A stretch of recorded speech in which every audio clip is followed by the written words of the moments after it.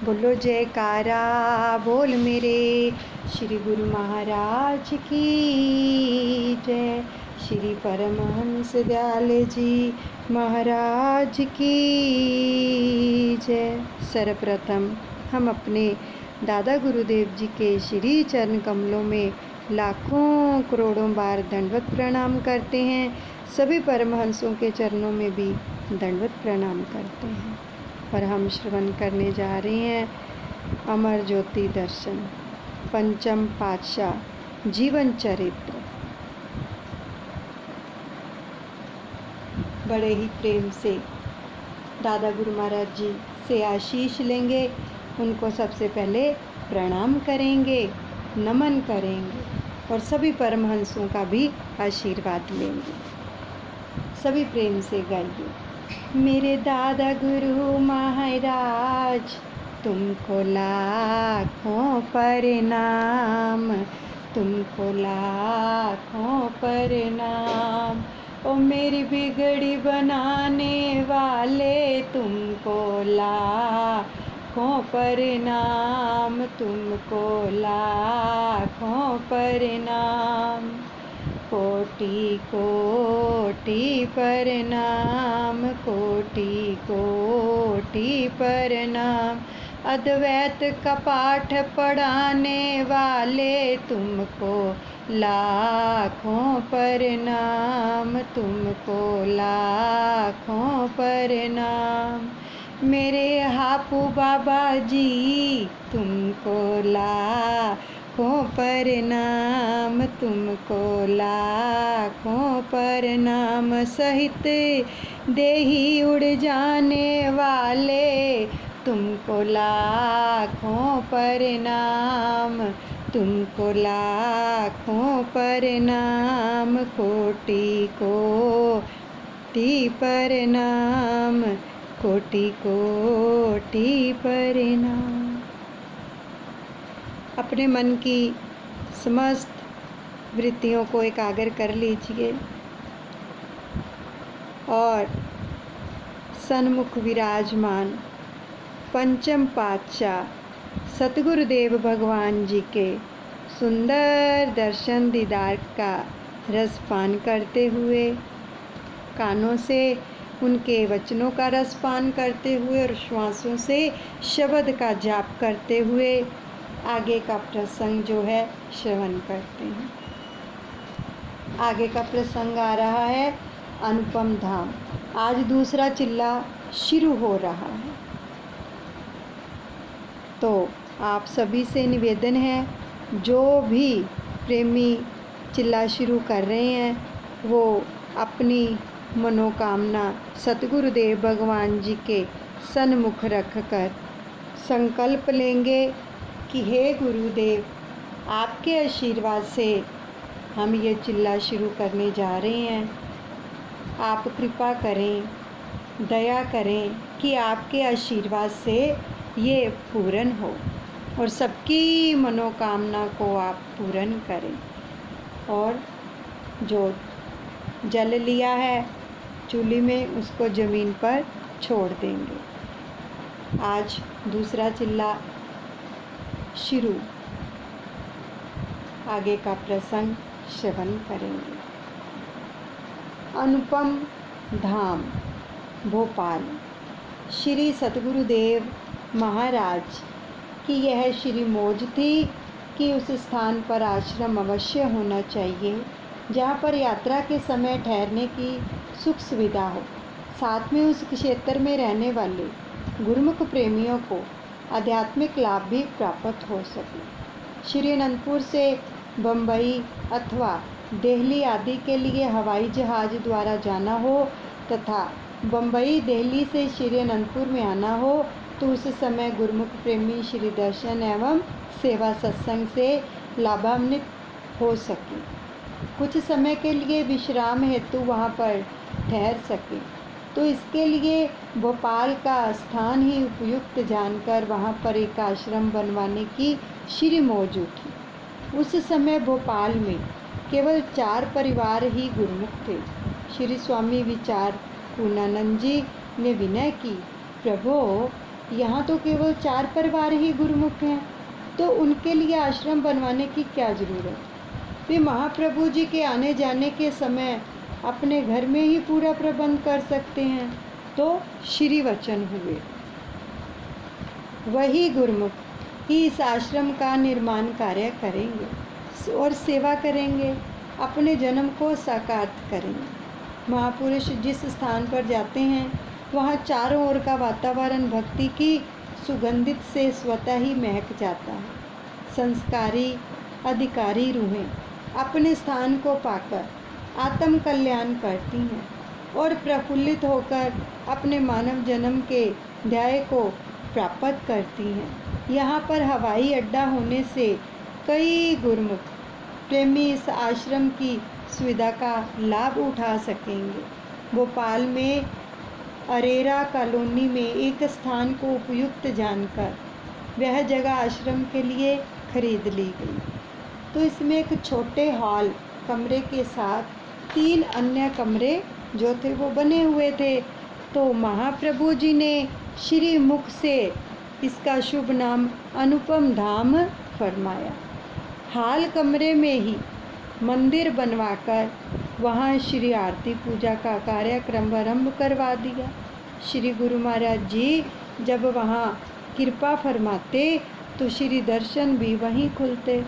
जहाँ सतपुरुष चरण धरते हैं वह जो स्थान है पवित्र एवं पूजनीय बन जाता है। इस स्थान की महिमा भी जैसे जैसे फैलने लगी तो संगतें यहाँ आकर श्री दर्शनों का लाभ प्राप्त करने लगी। सतपुरुषों से सच्चे नाम की दीक्षा प्राप्त करके भक्ति की ओर अग्रसर होने लगी। संगतों की बढ़ती हुई संख्या को देखते हुए वह उन्हें परमार्थ लाभ आसानी से सुलभ हो सके, इस हेतु श्री सतगुरुदेव भगवान जी ने यहाँ बड़े हाल का निर्माण करवाया और इसी हाल कमरे के एक और श्री परमहंस अद्वैत मंदिर की स्थापना की। इनके शुभ मुहूर्त हेतु आपने भोपाल कृपा फरमाई। एक दिन पहले ही श्री प्रयागधाम से कुछ गुरुमुखों को यहाँ भेजा और कुछ गुरुमुख श्री अनंतपुर से आज्ञा पाकर यहाँ आए। तो यहाँ का सारा प्रबंध प्रमुख गुरुमुख परिवारों की ओर से किया जाता था। 1 मास में एक बार यहाँ भंडारा होता। लंगर में भगत भक्त्यानी इकट्ठे ही भोजन किया करते। तो महाप्रभु जी के आगमन पर भी वही प्रबंध चल रहा था। तो साथ आए गुरुमुखों को उनके कमरे में भोजन दिया गया। तो श्री गुरु महाराज जी के आगमन पर प्रबंधक बाई जी ने एवं गुरुमुखों ने उत्साह सहित सुस्वागत किया और प्रभु दर्शन के गीत गाए। महाप्रभु जी भी प्रसन्न मुद्रा में सबको आशीर्वाद देते हुए चौबारे में विराजमान हुए। दोपहर का समय था। खिड़की से नीचे बाहर की ओर झांका। उस समय लंगर की तैयारी हो रही थी। महाप्रभु जी ने जब चौबारे में विराजमान थे वहाँ खिड़की थी। खिड़की से ऊपर से खिड़की की ओर से नीचे झांका तो क्या देखा कि लंगर की तैयारी हो रही थी। उस समय बाहर से आई हुई संगत भगत व भक्त्यानियाँ इकट्ठे ही पंक्ति में बैठते जा रहे थे। तो उस समय ही श्री प्रभु जी ने नीचे कमरे में आकर विराजमान हुए और शरणागत गुरुमुखों को पास बुलाया। देखो कितना समझाते हैं प्रभु। और फिर श्री सतगुरुदेव महाराज जी ने फरमाया, आप सब कल से यहाँ आए हुए हो, देख रहे हो यहाँ का प्रबंध श्री अनंतपुर से बिल्कुल ही भिन्न है। क्योंकि श्री अनंतपुर में भगत अलग रहते हैं, है ना, भक्त्यानी अलग रहते हैं, और यहाँ पर इकट्ठे ही एक पंक्ति में बैठ के भोजन ग्रहण कर रहे थे। तो हम आपको सचेत करते हैं, जहाँ भी जाओ अपने लिए स्वयं सेवा भी ढूंढो, और सेवा ही वास्तविक पूंजी है। जितने दिन यहाँ रहना है आश्रम की सफाई करो, लंगर में भोजन श्री अनंतपुर के नियम के अनुसार भक्त भक्त्यानियों को अलग अलग पंक्तियों में बिठाकर करवाया जाए। वचन फरमा दिए कि भगत अलग बैठें और भक्त्यानियाँ अलग। पुनः बाई जी प्रचारका एवं मुख्य परिवारों से प्रबंधकों को बुलाकर फरमाया, अब तो साथ आए गुरुमुख जन सेवा करेंगे, इसके पश्चात भी यहाँ पर यही नियम लागू होगा। सेवा ही संजीवनी है। जितनी जितनी सेवा स्वयं करोगे उतना ही मन पवित्र और शुद्ध होकर भक्ति में आगे बढ़ता जाएगा। सेवा ही हमारे दरबार का आभूषण है। अतः आप सब सेवा में मशगूल होकर रहकर अपने समय को साकार करें। तो श्री सतगुरुदेव भगवान जी ने इस नवनिर्मित हाल कमरे का शुभ मुहूर्त 25 मई सन 1986 यानी 1986 के शुभ दिन बहुत धूमधाम से किया। इस शुभ अवसर पर महाप्रभु जी ने श्री मंदिर जी में श्री परमहंस महान विभूतियों की प्रतिमाएं निज कर कमलों से विराजमान की। अब पुष्पमालाएं पहनाकर शुभ्र भाल पर केसर तिलक लगाया। श्री आरती पूजा का कार्यक्रम हुआ और फिर श्री वचन हुए कि अगर विचार से देखा जाए तो सारे संसार में हर एक इंसान यह कोशिश कर रहा है कि उसको शारीरिक सुख समान अधिक से अधिक उपलब्ध हो। हर वक्त जीव की यही कोशिश होती है कि शारीरिक सुख के लिए सब सामग्री एकत्रित कर लूं। उसकी समझ व दौड़ धूप शरीर तक ही सीमित है। यह तो सबको ख्याल होता है कि दुकान मकान अथवा फैक्ट्री बनाऊं, लेकिन यह ख्याल किसी किसी को ही होता है कि मंदिर बनाऊं। आज इस सत्संग भवन तथा श्री परमहंस अद्वैत मंदिर का निर्माण इसलिए हुआ है ताकि गुरुमुख जन अपनी आत्मा का कल्याण करके भविष्य को सुधार सकें। यह विरले विरले आप जैसे गुरुमुखों को ही समझ होती है कि आत्मिक उन्नति के साधनों से ही खुशहाली है। महापुरुष भी सदैव परमार्थ एवं आत्मिक कल्याण के लिए ही जीव को आगाह करते हैं, जैसे परम संत श्री कबीर साहिब जी ने कहा है, यह दुनिया दुई रोज की मत कर यहाँ से हेत, गुरु चरणन से लागिए जो पूरन सुख देत। महापुरुष तो समझाते हैं कि यह दुनिया 2 रोज़ की है। आखिर जीव को कहाँ जाना है? जो ईश्वर से ताल्लुक़ रखते हैं और दुनिया में दिल नहीं अटकाते। वास्तव में वही बहादुर हैं, सूरमा हैं। महापुरुषों का यही मिशन होता है कि जीव मानुष तन को पाकर असली लक्ष्य को प्राप्त करें, क्योंकि जीव जिस काम के लिए आया है अगर वह ना किया तो इसे शर्मिंदगी उठानी पड़ेगी। तो इस अनमोल तन के बदले 84 के चक्कर में जाना पड़ेगा। यह कितना भारी नुकसान है, गुरुवाणी में वर्णन आया है। अवर काज तेरे किते ना काम, मिल साध संगत भज केवल नाम। दुनियावी काम तेरे काम नहीं आएंगे। सत्पुरुषों की चरण शरण ग्रहण कर, मालिक की भजन बंदगी कर, नाम की कमाई कर। विचारवान गुरुमुख ही भक्ति करके यहाँ पर सुख से रहते हैं और परलोक भी सुहेला कर लेते हैं। सब गुरुमुख जन श्री वचनों की इस अमूल्य दात को पाकर सच्चे आत्मिक आनंद से सराबोर हो गए। शुभ मुहूर्त एवं बधाइयों के भजन गाए गए और सर्वत्र आनंद ही आनंद छा गया। इसी खुशी के उपलक्ष्य में भंडारे का आयोजन हुआ एवं प्रसाद भी वितरित किया गया। आश्रम से कुछ ही दूरी पर एक भगत जी ने नया मकान बनाया था, तो उसकी माताजी उस समय बम्बई अस्पताल में थी।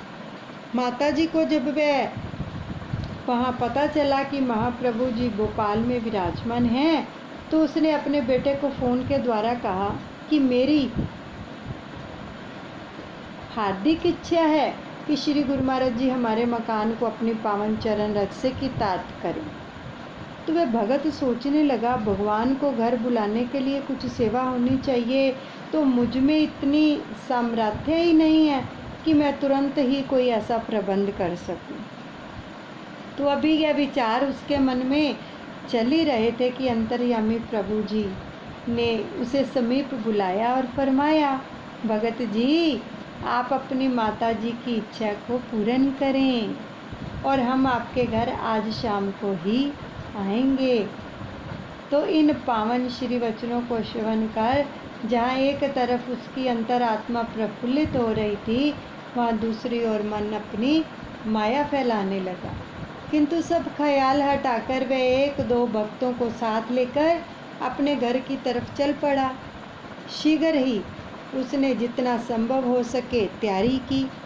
अब सायं समय श्री गुरु महाराज जी, महात्मा विचार परमानंद जी एवं महात्मा परम योगानंद जी को साथ लेकर उस भगत जी के घर कृपा फरमाई। उसने श्री प्रभु जी का आभार प्रकट करते हुए, सेवा भेंट करते हुए विनय की, प्रभु ये मेरे तुच्छ पुष्प स्वीकार कीजिए। श्री वचन हुए, अपनी सामर्थ्य से अधिक सेवा भेंट कर हमें स्वीकार भी नहीं। देखो कितने सुंदर वचन महाप्रभु ने फरमाए, सभी श्रवण कीजिए। क्या फरमाया कि अपनी सामर्थ्य से अधिक सेवा भेंट हमें स्वीकार भी नहीं है, कि अगर तुम जितने योग्य हो, अगर उसी में रहकर सेवा करते हो श्रद्धा से, विश्वास से, तो वो स्वीकार होती है। अगर आपे से बाहर जाकर आप सेवा करते हो तो वो सेवा हमें स्वीकार नहीं है। ये श्री गुरु महाराज जी ने वचन फरमाया। यानी कि वो अपने भक्तों को, अपने प्रेमियों को कभी भी तंग नहीं करते हैं कि हाँ ज़्यादा चाहिए। जितनी आपकी समर्थता है उससे ज़्यादा नहीं। कितने सुंदर वचन हैं। अब इस समय आपकी माता जी के बम्बई होने पर भी उसकी अंतरात्मा कितनी प्रफुल्लित हो रही है कि आपके मन में भी जो श्रद्धा भाव और भक्ति का संचार हुआ है, यही भेंट ही हमें स्वीकार है। केवल भाव स्वीकार है, उनको प्रेम से, जो हमारे भाव होते हैं प्रेम से वही अर्पण कर दें। प्रभु कहते हैं बस हमें वही स्वीकार है। अब आप नित्य नियम से आश्रम में जाते रहना। श्री आरती, पूजा, सेवा, सत्संग, सुमिरन, ध्यान, इन 5 नियमों का पालन करते हुए भक्ति कमाना, यही पावन जीवन जो है, मानव जीवन जो है, उसका ध्याय है। महापुरुष इसके लिए सुजाग करते हैं और उनकी प्रसन्नता भी इसी में है। लंदन में एक गुरुमुख जो उस भगत जी के साथ वाले मकान में ठहरा हुआ था, जो लंदन से आया हुआ था और श्री दरबार से जुड़ा हुआ था, तो उसे यह विदित नहीं था कि यह भोपाल में आसपास कोई सत्संग आश्रम है। उसको पता नहीं था। तो ना ही यह ज्ञात था कि श्री गुरु महाराज जी भोपाल में विराजमान हैं, परंतु उसके मन में श्री दर्शनों की तीव्र अभिलाषा थी, तो उसकी खुशी का कोई पारावार नहीं रहा। जब उसे पता चला कि महाप्रभु जी तो उसके साथ वाले मकान में ही विराजमान हैं, वह शीघ्र ही सेवा भेंट के लिए अपनी सेवा भेंट लिए हुए वहाँ पर पहुँच गया। तो उसने दंडवत प्रणाम कर श्री दर्शन किए और प्रेमा अश्रुओं से श्री चरण धो दिए और विनय करने लगा, प्रभु आपने तो मेरी हार्दिक भावना को पूर्ण कर दिया है। मैं किसी विशेष कार्य से कुछ एक दिनों के लिए यहाँ आया था। सोच रहा था कि इतने कम समय में श्री अनंतपुर जाने का कार्यक्रम कैसे बनाऊं, लेकिन आत्मा श्री गुरु महाराज जी के श्री दर्शनों के लिए ललायित थी। तो आपको सम्मुख पाकर किस मुख से मैं इस क्षण और पल की महिमा का बयान करूं। इस समय मेरी दशा ऐसी है कि आत्मा मानो आनंद व सुख के समुद्र में गोते लगा रही है। आपके प्रेम में, श्री दर्शन में, नयनों की दिव्य ज्योति में, सुंदर छवि में समाहित होकर मैं अलौकिक सुख संपदा से मालामाल हो गया हूँ। प्रभु, अपने दासों को इसी प्रकार ही शीघ्र निहाल किया करें। श्री प्रभु जी मुस्कुरा दिए और एक ही झलक में उसे असीम सुखों का खजाना प्रदान किया। यही है महापुरुषों की भगत वत्सलता। देखो, उसके पास टाइम ही नहीं था, लंदन से आया था और मन में सोच रहा था, आश्रम का भी नहीं पता था भोपाल में कहाँ है, अनंतपुर कैसे जाऊंगा, समय बहुत कम है। तो देखो प्रभु किस प्रकार उस की माताजी जो हॉस्पिटल में थी उसकी भावना को पूरा करने के लिए आए और साथ में उस प्रेमी की भावना को भी पूरा किया। तो कितने दयालु, खुद चल के आ जाते हैं। भावना होनी चाहिए। कहाँ तो उसने जाना था और कहाँ प्रभु आ गए। दिसंबर 1984 1984 में भोपाल में गैस कांड की औद्योगिक दुर्घटना हुई। 1984 में भोपाल में गैस कांड की जो दुर्घटना हुई थी सबको विदित है। तो इस दुर्घटना में फैक्ट्री से विषैली गैस का रिसाव हो जाने से, यानी लीकेज हो जाने से जन धन का अत्यधिक नुकसान हुआ। एक भगत जी जो कि श्री अनंतपुर दरबार से जुड़े हुए थे, उनका आवास स्थान फैक्ट्री से आधा किलोमीटर ही दूर था, केवल आधा किलोमीटर फैक्ट्री से, जहाँ से गैस लीकेज हो रही थी। तो घर में वृद्ध माता जी भी साथ थी। गैस के प्रभाव से रात्रि समय उन दोनों की सांस फूलनी आरंभ हो गई। तो भगत जी के दिल में एकाएक ये विचार आया कि घर में दम तोड़ने की अपेक्षा क्यों ना अपने आश्रम पर जाकर दम तोड़े। तो उन्होंने झटपट अपना स्कूटर निकाला और माताजी को बिठाकर आश्रम की ओर चल दिए। देखो उनके भाव देखो। और आश्रम घर से लगभग 10 किलोमीटर दूर था।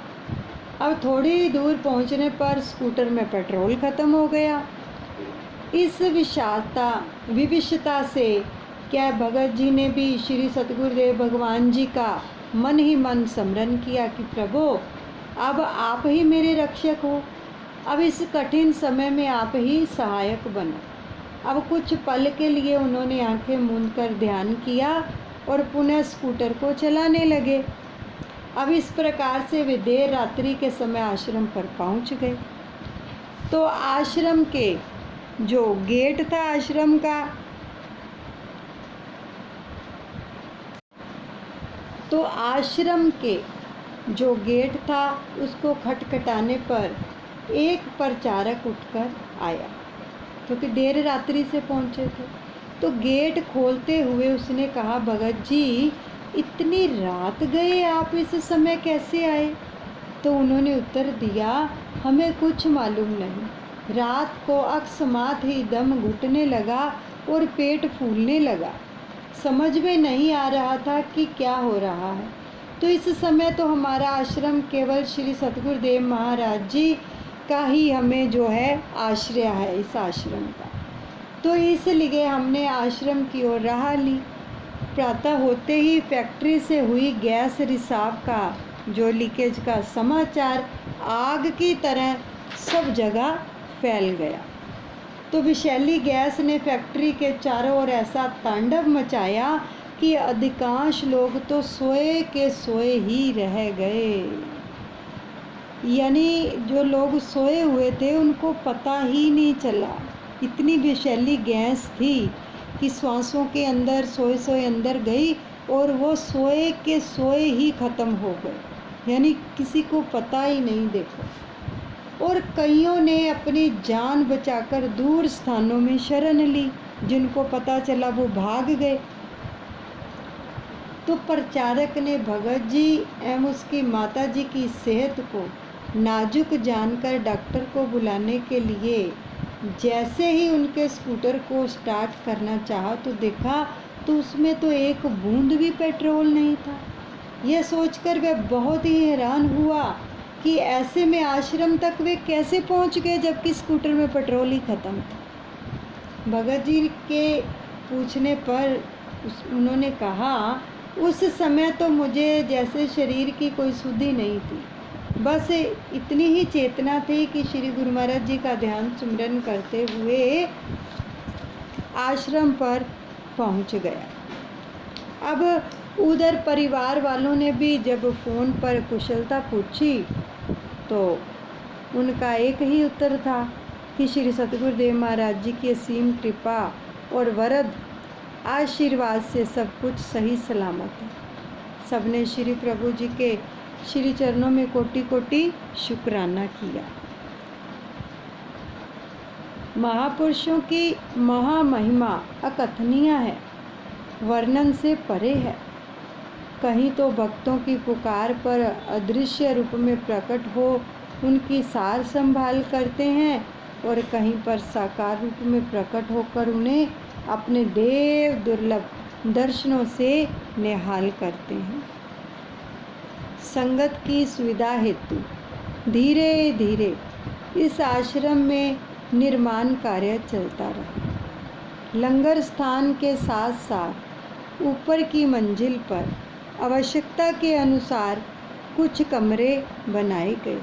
भोपाल की भूमि ने ना जाने कितनी तपस्या का फल प्राप्त किया कि जब भी विमान के द्वारा पुनः बम्बई बेंगलोर से आने तथा जाने का प्रोग्राम बनता महाप्रभु का, तो आप भोपाल इस अनुपम धाम में विराजमान होकर सत्संग परमार्थ लाभ कराते। प्रेमी जन इस सुदुर्लभ अवसर को पाकर धन्य धन्य भाग मनाते। ये भोपाल की लीला कितनी प्यारी, सच में सतगुरुदेव भगवान बहुत कृपालु हैं, बहुत दया करते हैं। अभी जैसे भोपाल का जिक्र आया है ना, तो भोपाल के अंदर हमें जब हमारा संपर्क हुआ, मेरे मामा जी की बेटी रहती है वहाँ पे, कज़न सिस्टर मेरी, और उनके जो हस्बैंड हैं वो एरोप्लेन के महकमे में ही, यानी एयरपोर्ट पे उनकी जॉब थी। तो वो जब मुझसे मिले ना, तो उन्होंने बताया कि जब श्री गुरु महाराज जी पंचम पातशाह सतगुरुदेव भगवान जी जब भोपाल आते थे ना, तो उनकी ड्यूटी एयरपोर्ट पे होती थी। तो कहते स्पेशल हम उनके पास जाते थे, वो हमें बुलाते थे और इतनी कृपा करते थे। बिल्कुल पास ऐसे बैठते थे, बिल्कुल पास, भोपाल में ही एयरपोर्ट पे जब वो आते थे, बुलाते थे, प्रसाद देते थे, बात करते थे। और उन्होंने बताया कि जब श्री सतगुरुदेव भगवान जी की सेहत थोड़ी नाजुक हो गई थी ना, किसी को आज्ञा नहीं थी मिलने की, लेकिन हमें बुलाया था उन्होंने और उनको दर्शन दिए, बातें की, वचन किए। देखो सतगुरुदेव भगवान कितने दयालु हैं, अपने भक्तों को किस प्रकार से भरते हैं। उनको किसी प्रकार की कोई इच्छा नहीं होती है, ना कोई हमें सेवा, कोई पदार्थ, केवल भाव के भूखे हैं प्रभु। हमारा विश्वास दृढ़ होना चाहिए प्रेमियों, और शब्द का जाप होना चाहिए। सतगुरु के ऊपर पूरा भरोसा होना चाहिए कि प्रभु सब कुछ कर देंगे, कहीं जाने की ज़रूरत नहीं है, वो तीनों लोकों के मालिक हैं। तो अपने प्रभु पर विश्वास रखें, प्रभु खुद आते हैं सच में सारे कार्य पूर्ण करने के लिए अपने भक्तों के। तो इसलिए विश्वास दृढ़ रखें प्रभु के ऊपर, और इसी प्रकार सेवा, सिमरन, भजन, ध्यान, आरती, पूजा, सत्संग और शब्द का जाप करके अपने जीवन को उनके वचनों के अनुसार हम ढाल लें। यहीं पर हम सत्संग को विश्राम देते हैं। दादा गुरु महाराज जी के चरणों में सब अर्पण करते हैं। अनुचित क्षमा करें। बोलो जयकारा, बोल मेरे श्री गुरु महाराज की जय। श्री परमहंस दयाल जी महाराज की जय। आगे का जो प्रसंग आएगा कल, वो है सुखधाम इंदौर, जो हम कल श्रवण करेंगे।